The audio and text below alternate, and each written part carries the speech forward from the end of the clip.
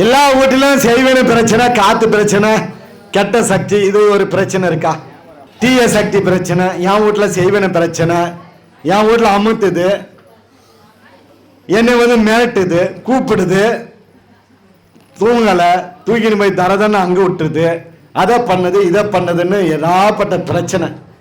இப்படி கீரவங்களுக்கெல்லாம் என்ன பண்றாங்கன்னா, வேப்ப எண்ணெய் எடுத்துங்க, கரெக்டா நல்லா பார்த்துங்க.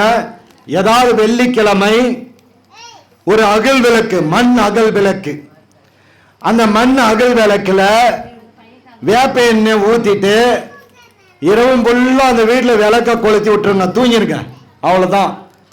அது தூங்கும் போது அது என்ன ஆகுன்னா, வேப்ப எண்ணெய் என்ன பண்ணும், கசப்பு தன்மை, கெட்ட சக்திக்கு ஆகாது. நான் பார்த்தல மற்ற மாதிரி ஐயரு மாதிரி நான் என்ன நெய்யும் அதுவும் பட்டு போடுவோம், வாசனை திருவிழா போடுறேன், எதோ ஊத்துறேன், வேப்ப எண்ணெய் தானே ஊத்துறேன்.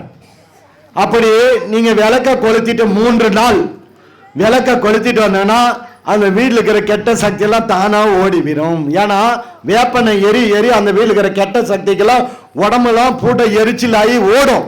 நிறைய பேர் பேய்ங்க என்ன, ஐயோ எனக்கு எரியுது எரியுதுன்றாங்களே, என்ன பேய் பிடிச்சுமா, அந்த மாதிரி அந்த கெட்ட சக்தி எல்லாம் ஓடி போறோம்.